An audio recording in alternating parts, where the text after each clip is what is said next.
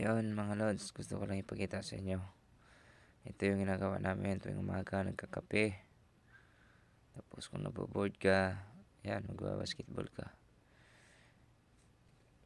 Kaya ang trabaho mo dito within 3 months to 4 months, ano ka, kain, tulog, basketball, kape, yan lang, ulit-ulit yan. Hanggat hindi ka pa nagka-lisensya dito sa Saudi, yan. Sumasahod ka ng basic mo. Tumatanggap ka ng 19,500 every month. Pero pag nagka-unit naman, doon ka na magkaka full salary. Kung magkano yung pinipirmahan mo doon sa kontrata, yun po yung matatanggap mo. Ito yung kitchen area namin. Yan. At ito yung sa labas ng mga kwarto namin, mga lads. Yan.